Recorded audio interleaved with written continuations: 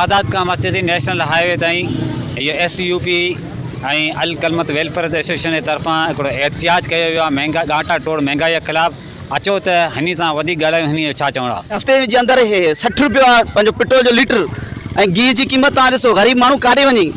किथे उनजी 500 रुपया ॾियारी या 700 रुपया ॾियारी ते गुज़ारो थो थिए। एॾी महांगाई सिंध जे अंदरि न, पर पूरे पाकिस्तान जे अंदरि मां सम्झां थो एतिरी महांगाई, पर सिंध जे अंदरि अञा वधीक आहे। उहा चाहे पेट्रोल जी हुजे, गिह जी हुजे, अटे जी हुजे, माना हर लिहाज़ सां। ऐं हुकूमतूं ऐलान त करनि थियूं 25,000 सां पघार करे ॾींदा, 25,000 पघार त ठही 19,000 माण्हू खे पघार पूरी नथी मिले, या 16,000 पघार आहे सनती इदारनि में। माण्हू 16,000 15,000 या 19,000 पघार ते छा गुज़ारो कंदो। असां इहा आला इदारनि खे इहा घुर था कयूं असां त बाबा ग़रीब माण्हुनि खे को रिलीफ ॾिनो वञे। हाँ, तकरीबन जीअं हुकूमत चेंज थी आहे त 60 रुपया हिकदमि हिकु हफ़्ते में पेट्रोल महांगो कयो आहे, जेको उन पेट्रोल जे महांगे थियण जे करे खंड, गिह, अटो ऐं कुझु ॿिए शयूं जेकियूं आहिनि उहे महांगियूं थी वियूं आहिनि। अगरि उहो ॾिठो वञे त ग़रीब आवाम जो जेको मज़दूर आहे उन जी 500 या 800 रुपया ॾियारी आहे, त उहो उन में पूरत कीअं कंदो। त उन करे जेके हिते रज़ाकाबाद जा नौजवान आहिनि,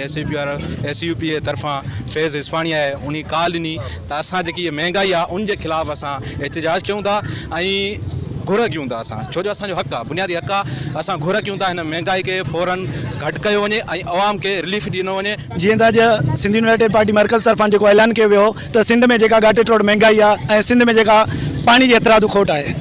छो जो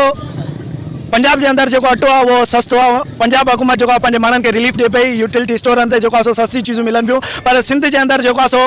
नाहिल हुकुमराननि जे करे सिंध जो जेको ग़रीब पोरियत अवाम आहे उहो जेको आहे सो पिसजी रहियो आहे। हिकु त सिंध में जेको आहे सो हथरादू पाणी जी खोट आहे ऐं ॿियो त जेको आहे सो माना सिंध में घाटे टोड़ जेका महांगाई आहे, हिते जो जेको पोरियत आहे, जेको ग़रीब अवाम आहे, जेको ॾियारीदार मज़दूर आहे, उनखे 500 रुपया जेको आहे सो ॾियारी मिले पई। असांखे ॿुधायो वञे जेके हुकुमरान आहिनि, जेके नाहिल जेके वेठा आहिनि हिन हुकूमत में, ॿुधाइनि त 500 वारो माण्हू उहो जेको आहे सो माना कीअं पंहिंजे घर जी पूरी कंदो, पंहिंजे ॿारनि खे तालीम कीअं ॾींदो, सिहत कीअं ॾींदो, या जेको 700 रुपया किलो गेहूं जो मिले थो उहो गेहूं किलो ख़रीद कंदो, सब्जी ख़रीद कंदो, या जेके रोज़मर्रा जूं शयूं आहिनि उहो ख़रीद कंदो, या जेको आहे सो माना जेके मज़दूर आहिनि उन्हनि जी पघार जेको आहे सो 25 खां 30,000 कई वञे। अगरि जेको आहे सो महांगाई में वाधारो थिए थो त बाक़ी जेको ही महांगाई हथरादू महांगाई कई वई आहे, हीअ जेको आहे सो IF जो जेको कर्ज़ु आहे उनजो जेको आहे कर्ज़ु लाहिण जे करे सिंध जेका माण्हू आहिनि, ग़रीब माण्हू आहिनि, उन्हनि खे पीए करे उन्हनि ते टैक्स आणी करे उन ते जेको आहे सो उन्हनि ते हीअ जेको घाटे टोड़ महांगाई मड़ी वई आहे, उन्हनि खे ज़ोर ॾेई करे उन्हनि खे पी करे हीअ जेको आहे असां कॾहिं बि कंहिं सूरत में क़बूल कोन कंदासीं ऐं असां पंहिंजे सिंध जे माण्हुनि सां गॾु आहियूं।